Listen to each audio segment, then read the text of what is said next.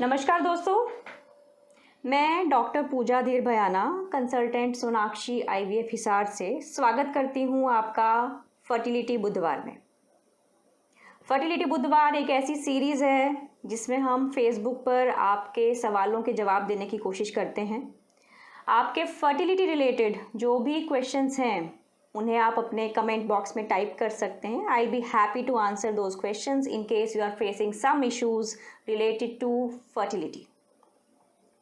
Yes, in the past sessions हम लोग discuss करते आए हैं कुछ चीज़ें रिलेटेड टू इनफर्टिलिटी या निसंतानता के बारे में। हमने बहुत बार डिस्कस किया है पुरुषों में होने वाली समस्याओं के बारे में। पिछले कुछ हफ्तों से हम लोग डिस्कस कर रहे हैं महिलाओं में जो दिक्कतें हो सकती हैं जिस कारण से इनफर्टिलिटी या निसंतानता का सामना करना पड़ सकता है। दोस्तों, आज हम आपके साथ रहेंगे और आज का मेरा डिस्कशन पॉइंट रहेगा AMH। AMH माने एंटी म्यूलेरियन हार्मोन। जो लोग ट्रीटमेंट ले रहे हैं, जो लोग निसंतानता के लिए किसी डॉक्टर को विजिट कर रहे हैं, डेफिनेटली उन लोगों ने इसका नाम सुना होगा, anti Mullerian hormone. But yes, बहुत सारी शंकाएं मन में होती हैं जब भी ये टेस्ट किसी भी पेशेंट को करवाने के लिए बोला जाता है कि ये क्या है, क्यों करवाया जा रहा है, क्लिनिकली क्या सिग्निफिकेंस है, या आने वाले टाइम में हमारी सेहत पर या हमारी लाइफ पर या हमारी फर्टिलिटी पर इसका क्या प्रभाव पड़ सकता है। तो यस, इन केस आपके भी मन में ये सब शंकाएं हैं और आप भी इन सब के उत्तर जानना चाह रहे हैं, तो this is a right time. Continue with me for this half an hour session. हम लोग डिस्कस करेंगे एंटी म्यूलेरियन हार्मोन के बारे में। अब सबसे पहले एंटी म्यूलेरियन हार्मोन आखिर होता क्या है। देखिए, यह चीज़ हमने बहुत बार डिस्कस की है कि जब भी कोई फीमेल या जब भी कोई फीमेल एज अ बच्चा पैदा होती है तो उस टाइम पे एग्स की मात्रा अंडाशय में फिक्स्ड होती है। Look for this. For example, ये आपकी अंडाशय है। अब इस अंडाशय में देयर आर स्मॉल फॉलिकल्स, बहुत छोटे छोटे फॉलिकल्स होते हैं which are called as primordial follicles, जो कि आगे चलकर एग्स का रूप लेते हैं या मैच्योर एग्स में कन्वर्ट होते हैं। इनमें से कुछ, अब this is what we call as primordial follicle. अब ये प्राइमोडियल फॉलिकल आपकी अंडाशय में कितने हैं, AMH इसी चीज़ को दर्शाता है। माने आपका AMH बताता है कि आपकी ओवरी में एग्स का रिजर्व माने एग्स की मात्रा कितनी है। अब जब भी कोई फीमेल पैदा हो रही है तो at the time of birth लगभग 1 मिलियन एग्स होते हैं इस अंडाशय में। तो yes, 1 million eggs I am telling अंडाशय में रहता है। और जब फीमेल किशोरावस्था में जाती है, माने at the time of puberty, ये लगभग 3 से 4 लाख तक रह जाते हैं। एंड ड्यूरिंग रिप्रोडक्टिव एज किसी भी फीमेल में 300 से 400 एग्स यूटिलाइज होते हैं और एंड में जाते जाते ये एग्स इतने कम हो जाते हैं कि यस, इतने कम होने के बाद या एंड रिजल्ट में आने के बाद a female enters what we call as menopause. Menopause माने पीरियड्स का बंद हो जाना। सो ये ओवेरियन साइकिल है एक तरह से। महिलाएं घर पे गैस सिलेंडर यूज़ करती हैं, रोटी बनाते हो आप, और किसी टाइम पे जब ये गैस सिलेंडर बंद हो जाता है या जब इसमें गैस ख़त्म हो जाती है तो व्हाट डू? आप कॉल करते हैं अपने सिलेंडर वाले को, इंडेन है, भारत गैस है, जो भी है, और उसको बोलते हो भैया रिफिल चाहिए, हमें सिलेंडर और चाहिए, हमारे घर का सिलेंडर ख़त्म हो गया है। तो यस, आपकी एक वो सिलेंडर है जिसमें गैस आप भरवा रहे हैं, but the best thing is जब वो ख़त्म हो जाती है उस टाइम पे आप वो गैस को रीफिल कर लेते हैं। हमारी अंडाशय में भी अंडों की मात्रा फिक्स्ड है। इट इज़ अ फिक्स्ड मात्रा जो रहती है। बट इसमें और सिलेंडर में फ़र्क क्या है, जैसे जैसे आपके एग्स यूज़ होते जा रहे हैं वैसे वैसे अंडाशय में से ये एग्स यूटिलाइज होते जा रहे हैं, ख़त्म होते जा रहे हैं, और इसमें रीफिलिंग का कोई सिस्टम नहीं है। यस, बहुत सारी ड्रग्स मार्केट में ऐसी आती हैं जो कि पीपल क्लेम कि इससे शायद आपके अंडाशय का रिजर्व बढ़ जाएगा, बट यस, प्रैक्टिकली स्पीकिंग अंडाशय में अगर एग्स का रिजर्व कम हो गया है तो उसमें कोई भी ऐसा रीफिल सिस्टम हमारे पास नहीं है कि हम उसके अंदर एग्स फिर से भर दें। This was about the ovarian reserve, briefly about the ovarian reserve. अब AMH is the thing which actually determines कि आपका ओवेरियन रिजर्व क्या है। अब ये हार्मोन क्यों कराया जाता है, हमने डिस्कस किया कि ओवेरियन रिजर्व अगर हम डिटर्मिन करना चाह रहे हैं तो I want to get this hormone tested.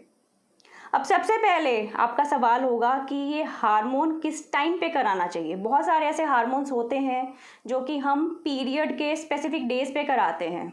FSH, LH कुछ ऐसे हार्मोन्स हैं जो कि आपके पीरियड के स्पेसिफिक दिनों में कराए जाते हैं, मे बी ऑन सेकेंड और third day of your period. ऐसा इसलिए क्योंकि इस टाइम पे आपके हार्मोन्स बिल्कुल बेस लाइन पे होते हैं, इसीलिए वी वांट टू नो कि FSH, LH का कितना मात्रा है आपके शरीर में स्पेसिफिक डेज के हिसाब से। But yes, in case you go for AMH, तो AMH इज समथिंग जो आपकी ओवरीज के अंदर के एग्स की मात्रा को दिखा रहा है। और अगर ये एग्स की मात्रा को दिखा रहा है तो ये आज भी उतना ही रहेगा, आई मीन टू से पीरियड के हिसाब से। तो ये पीरियड के डे 1 या 2 पे भी वही रहेगा, उसी महीने में 15वें दिन पे भी सेम रहेगा, उसी महीने में 13th day, 15th day, 17th day, 30th day भी सेम रहेगा। So yes, in case you want to go for AMH तो आपको पीरियड के किसी स्पेसिफिक डे में वेट करने की ज़रूरत नहीं है। You don't need to wait कि आपका पीरियड का सेकंड या थर्ड डे होगा तब आप AMH कराओगे। तो yes, you can get it done on any day of your cycle, B it second day, third day, 15th day, 14th day. तो आप किसी भी टाइम पे AMH कराना चाहें करा सकते हैं। देन दूसरा सवाल होता है पेशेंट्स का कि जी ये रिपोर्ट अगर हमें करानी है तो क्या हमें कुछ खा पी के करवाना है या खाली पेट करवाना है। तो येस फ्रेंड्स, AMH में you don't need any kind of fasting state, no fasting state required. You can get it done on any day of your period और any time of the day, not depending on कि आपने कब क्या खाया है। तो any time, any day you can go for AMH। But yes, जब भी आप AMH टेस्ट कराते हैं इट इज़ वेरी इंपॉर्टेंट कि आप जो भी लैब का चयन करते हैं that lab has to be validated, माने वो AMH रूटीन में कर रहे हैं कि नहीं कर रहे हैं। AMH इज़ अ रिपोर्ट, एक ऐसा हार्मोन है जो कि बहुत बार डिपेंडेंट रहता है लैब्स के ऊपर। डिफरेंट टाइप के एसेज होते हैं, अब लैब कौन सा एसे कर रही है उसके हिसाब से आपका AMH का वैल्यू डिपेंडेंट है। तो yes, you have to look into, आप एक एक्रेडिटेड लैब से अपना AMH का रिपोर्ट कराएं सो दैट आपका रिपोर्ट जो भी मिल रहा है दैट शुड बी रिलायबल। इसके साथ साथ AMH अगर आपकी लैब से कहीं और, सपोज कलेक्शन सेंटर में आपने दिया and it is being transported somewhere, तो उस ट्रांसपोर्ट में भी उस AMH के सैंपल को कैसे भेजा जा रहा है दैट इज़ इम्पॉर्टेंट, बिकॉज उस सैंपल को ट्रांसपोर्टेशन में कैसे रख रहे हैं उसके हिसाब से भी हो सकता है आपके AMH में ऊपर नीचे कुछ ना कुछ बदलाव आए। So yes, lab is important, उसके साथ साथ ट्रांसपोर्टेशन कैसे हो रहा है that is also important when you are going for any testing in the form of AMH या एंटी म्यूलेरियन हार्मोन।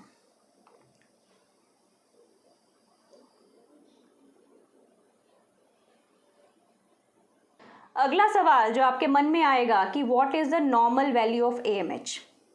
अब AMH जो टेस्ट है बेसिकली इसका रेंज में very depending upon age of the patient. There are age related नोमोग्राम्स की as इतनी है तो आपका AMH इतना आना चाहिए, एज इतनी है तो इतना आना चाहिए। डेफिनेटली वी नो कि जैसे जैसे उम्र बढ़ रही है आपका ओवेरियन रिजर्व या एग्स की मात्रा कम हो रही है। तो येस, इन केस हम देखें वी प्लॉट अ ग्राफ आपकी एज के हिसाब से। So this is your age, this is your AMH। तो yes, in average females age के साथ आपका AMH definitely is going to be on a lower side. तो येस, एक AMH जो कि एक 20 साल की औरत में है that will be definitely on a higher side, और अगर आप 50 ईयर्स पे हैं या 45 ईयर्स पे हैं तो उसमें definitely you are going to have a lower AMH। तो येस, एज रिलेटेड वैल्यूज़ रहती हैं, बट येस ऑप्टिमम अगर हम माने तो 2 to 4 is something which we call अच्छा रिपोर्ट है किसी भी पेशेंट के लिए। अब अगर रिपोर्ट्स आपकी आनी शुरू होती हैं less than 1.1 we call it as low ovarian reserve. Low ovarian reserve मतलब कि आपकी ओवरी में आपके एग्स की मात्रा थोड़ी सी कम साइड पर जानी शुरू हो गई है। इन केस आपका रिपोर्ट उससे भी नीचे आ रहा है, suppose your report is falling कि it is less than 0.5, we call it as very low ovarian reserve, कि अभी इस टाइम पे ओवरीज का रिजर्व और भी कम हो गया है। अब व्हाट इज़ द सिग्निफिकेंस, अगर हम किसी वैल्यू को देखें, what is the significance of this. First of all, जैसे मैंने आपको बताया कि AMH reports can very depending upon कि आप कौन सी लैब से करवा रहे हैं, और ट्रांसपोर्टेशन के कोई इश्यूज तो नहीं हैं बीच में जिस कारण से AMH की वैल्यूज़ में आपके फ़र्क आए। मेरे लिए what I tell my patients, AMH is a number definitely is important, but more important for me, जब भी मैं मेरे पेशेंट को देख रही हूँ, मेरे पेशेंट को जब मैं इवेलुएट कर रही हूँ, more important for me is to look at her ovaries on ultrasound. अब अल्ट्रासाउंड पर जब हम देखते हैं तो we look into the ovaries, और उसके अंदर हमें अंदाज़ा हो जाता है ओवरीज में रिमेनिंग फॉलिकल्स हमारे कितने दिख रहे हैं। So these are the remaining follicles जो आप अल्ट्रासाउंड के ऊपर असेस कर सकते हैं। This assessment is actually done on your day 2 और 3 ऑफ योर पीरियड। तो आप डे 2 या 3 पे अगर आप एक असेसमेंट कर रहे हैं अल्ट्रासाउंड से, what I do for my patients is enteral follicle count. Enteral follicle count मतलब आपकी ओवरी में एग्स का रिजर्व देखने के लिए आप अल्ट्रासाउंड से ओवरीज को असेस कर रहे हैं। This is by a transvaginal scan.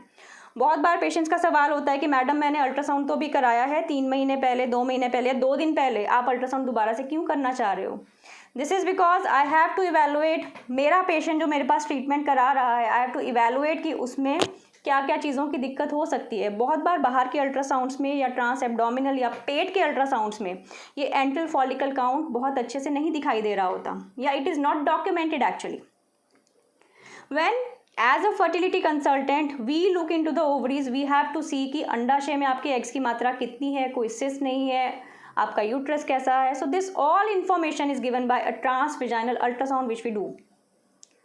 मैं डिस्कस कर रही थी AMH और अल्ट्रासाउंड के कोरिलेशन को। तो yes, in case my patient gets AMH report, तो मेरे लिए बहुत इंपॉर्टेंट होता है ओवरीज को असेस करना कि ओवरीज में बेसलाइन फॉलिकल मेरे को कितने दिख रहे हैं। सपोज आपका AMH कहीं से रिपोर्ट आया 0.5 और मेरे को आपकी ओवरी में अच्छे फॉलिकल दिख रहे हैं, तो I will better trust my ultrasound rather than to go for this value. In case किसी पेशेंट का AMH आ रहा है 4 और मेरे को ओवरी में बहुत अच्छे एग्स नहीं दिखाई दे रहे हैं when I am evaluating my patient, तो yes I will better trust मेरा ultrasound as compare to the lab value, because as I said earlier आपकी lab values may vary depending upon where it has been done, कौन सी lab से कराया है और किन कंडीशंस में उसका ट्रांसपोर्ट हुआ है, किन कंडीशंस में उनका इवैल्यूएशन हुआ है, कौन सा एसे उन्होंने यूज़ किया, whether it is generation 1 generation 2 ऐसे। तो yes, it may very. That is why for my patients who have some discrepancies in AMH, I always prefer to go for a transvaginal ultrasound so as to know कि उस AMH का exact correlation हमारे ultrasound पर क्या बैठ रहा है। अब बहुत बार सबसे बड़ी दिक्कत तब आती है जब पेशेंट्स का AMH बहुत कम आता है। बहुत कम मतलब you have 1, maybe you have 1, maybe you have 1.2 और you have 0.75 और यू हैव 0.5। तो ऐसी रिपोर्ट जब हमारे पास आती हैं तो पेशेंट्स के मन में बहुत सारे सवाल आते हैं कि अब इसका क्या करना है, what is the clinical significance. देखिए, very important to know that AMH जो भी हार्मोन है दैट एक्चुअली डिटर्मिन्स कि आपकी ओवरी में अंडाशय की मात्रा क्या है। This determines what is the quantity of your eggs. But अगर हम क्वालिटी के ऊपर जाएं तो क्वालिटी इज समथिंग जो कि AMH बहुत अच्छे से कोरिलेट नहीं कर पाएगा।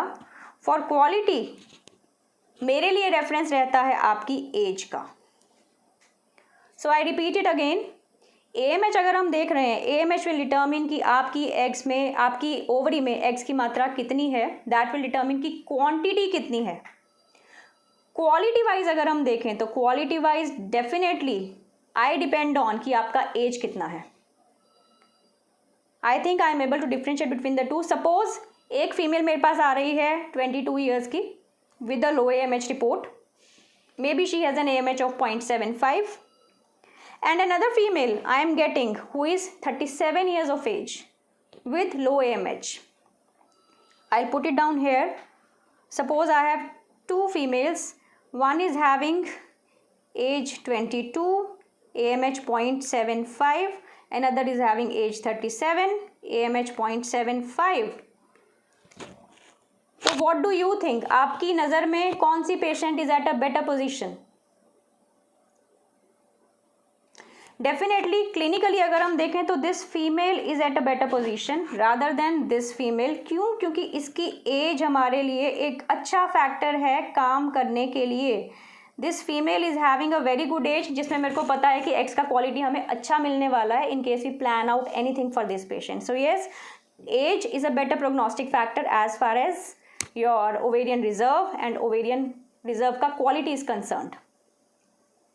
So this female who is 22 years is going to fare far better as compared to the female who is 37 years of age having the same AMH values.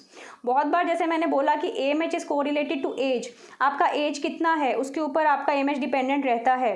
But आजकल बहुत सारी ऐसी फीमेल्स भी आती हैं जिनमें आपका AMH हमें कम देखने को मिलता है, 22 साल में भी, 23 साल में भी, 25 साल में भी. तो yes, young females are coming up who have low AMH. अब इन पेशेंट्स के लिए सबसे बड़ा सवाल होता है कि क्या लो AMH में खुद की प्रेगनेंसी हो सकती है. बहुत बड़ा सवाल ये भी आता है कि खुद का बच्चा खुद के एग से हो पाएगा कि नहीं हो पाएगा. अगर हो पाएगा तो कैसे हो पाएगा. Friends, in case I quote the studies, तो yes there are various studies जिनमें कि देखा गया है कि AMH अगर हम नॉर्मल पॉपुलेशन में देखें तो yes, in a normal population in case a female is having low AMH तो yes she can be pregnant. ऐसा नहीं है कि आपका अगर AMH कम है तो प्रेगनेंसी धारण नहीं हो पाएगी. इन केस आपको पीरियड्स आ रहे हैं, आपकी ओवरी फॉलिकल या एग बना रही है और ये फॉलिकल रप्चर हो रहा है, आपको रेगुलर पीरियड आ रहे हैं आफ्टर दिस ओव्यूलेशन, तो इवन हैविंग लो AMH उसके बाद भी आपको प्रेगनेंसी हो सकती है. You can be pregnant even with low AMH in case you are ovulating. तो yes, young females के लिए definitely they can be pregnant. Older females में chances of pregnancy definitely थोड़े lower side पर होने शुरू हो जाते हैं जैसे जैसे आपका एज बढ़ता है, जैसे जैसे आपका AMH फॉल होता है. But then AMH doesn't warrant कि प्रेगनेंसी नहीं हो पाएगी. AMH क्लिनिकली हमारे लिए सिग्निफिकेंट रहता है इन सर्टेन सिनेरियोज. वन, कि कोई भी पेशेंट अगर हमारे पास ट्रीटमेंट करा रहा है तो उसमें क्या क्या ऑप्शंस हमें लेने हैं और कितना हमें वेट करना है फॉर द नेक्स्ट स्टेप्स.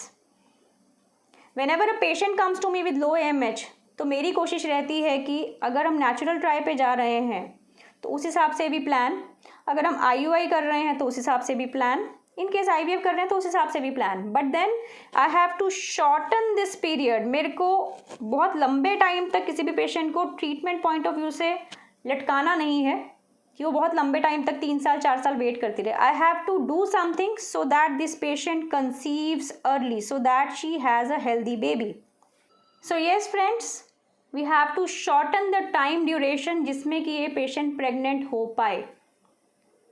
इसके साथ साथ AMH gives us a guide. Suppose I am planning IVF for my patients. तो AMH हमें बताता है या AMH हमें एक रफ आइडिया देता है कि what dose of drugs we can give. Suppose किसी पेशेंट का AMH अच्छा है तो I know कि this patient is going to respond to very low level of drugs. In case किसी पेशेंट का AMH बहुत कम है तो उसमें we have to adjust the doses accordingly so as to get a quite optimum number of eggs so our procedure to be successful. So yes, AMH clinically relevant है मेरे लिए when I am planning IVF for my patient, because in that case I have to decide कि patient की doses मेरे को क्या देनी है. जो भी मेरे को gonadotropins या injections जो हम patients को देते हैं उनकी doses हम decide करते हैं. Then इसके साथ साथ एक और सवाल कि क्या low AMH means कि सिर्फ और सिर्फ donor eggs का सहारा लेना पड़ेगा. डोनर एग्स मतलब donor egg cycle is a type of IVF cycle जिसमें कि फीमेल के एग्स किसी और के लिए जाते हैं एक पेशेंट के लिए और उन एग्स को हस्बैंड के स्पर्म के साथ मिला दिया जाता है so as to get the embryos, और वो एम्ब्रियोज बनाकर उस फीमेल में जिसको हम रेसिपिएंट बोलते हैं, जो कि हमारे पास ट्रीटमेंट ले रही होती है, उसके गर्भाशय में ट्रांसफ़र कर दिया जाता है. So this is what we call as donor eggs. Donor eggs means eggs from the donor and sperm आपके हस्बैंड का आ रहा है. So this is called as donor egg. अब AMH जब भी कम आता है तो सबसे बड़ा सवाल होता है, do I need donor eggs only? ये सवाल किसी भी पेशेंट को परेशान करता है अगर AMH कम है, कि क्या मेरे को सिर्फ IVF करवाना पड़ेगा, क्या मेरे को सिर्फ डोनर एग्स पे जाना पड़ेगा. IVF का मैंने आपको बताया कि देयर आर स्टडीज़ जहाँ पे natural pregnancies can happen in a patient who is ovulating. तो yes, natural pregnancy can take place in your case also. अगर आपको पीरियड्स ठीक से आ रहे हैं, आपका ओव्यूलेशन हो रहा है, आप नेचुरल ट्राई भी कर सकते हैं. इन केस यू हैवन ट्राइड, आप IUI पर भी जा सकते हैं, आप IVF पर भी जा सकते हैं. Depending upon what treatments and what all problems you have, your doctor will decide upon कि क्या आपको ज़रूरत है या किस चीज़ के करने से आपको प्रेगनेंसी हो जाएगी. देन यस, बड़ा सवाल कि क्या AMH कम है तो उसमें 100% आपको डोनर एग्स पे जाना पड़ेगा in case you are planning IVF. I would say no, not for all the patients. आपका AMH अगर कम भी है तो उन केसेस में वी कैन ट्राई अपॉन कि आपका खुद का साइकिल कोशिश किया जाए. We can adjust the dosages accordingly so as आपके एग्स बने. वो एग्स जितने भी बन रहे हैं उन्हें हम रिट्रीव आउट कर सकते हैं इन the form of, I would से, I am talking about IVF right now, कि अगर आप IVF ट्रीटमेंट ले रहे हैं तो उसमें आपके एग्स को रिट्रीव करके एम्ब्रियोज बनाने का कोशिश किया जा सकता है. Definitely when we have lower number of eggs, उसमें एम्ब्रियोज बनने के चांसेस थोड़े कम होते हैं than a normal patient. But yes, it is not कि आपके एम्ब्रियोज नहीं बने.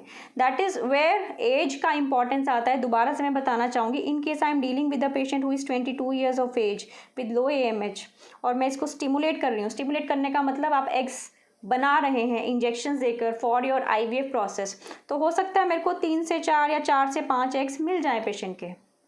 इन case I get these eggs तो we can go for ICSI और IVF, whatever your doctor plans for you.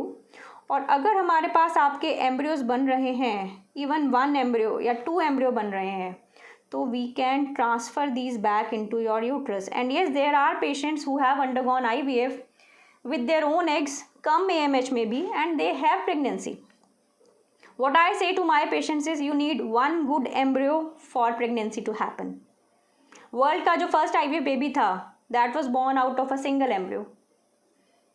तो अगर पहला IVF बेबी जो इतने साल पहले, जब इतनी टेक्निक्स एडवांस नहीं थी, उस टाइम पे अगर सिंगल एम्ब्रियो से प्रेगनेंसी हो सकती है, तो yes, there is no point कि आप अपना होप लूज़ करें अगर आपके पास सिंगल एम्ब्रियो है ट्रांसफ़र के लिए. तो I always encourage young patients जो भी हैं, they can try their self cycle. Old age में डिफरेंट इश्यूज होते हैं. Suppose I am dealing with a patient who is 40 years 42 years, कम AMH है, उसमें मेरे को पता है कि क्वालिटी वाइज भी मेरे पास एग्स की मात्रा, एग्स का क्वालिटी भी कम आने वाला है. तो इन दोज केसेज यूजुअली मेरा डिसीजन डिपेंडेंट रहता है पेशेंट सेंट्रिक, कि पेशेंट क्या चाहता है, whether she wants to plan for own eggs और she wants to plan for donor eggs. So yes, young patients definitely a big yes.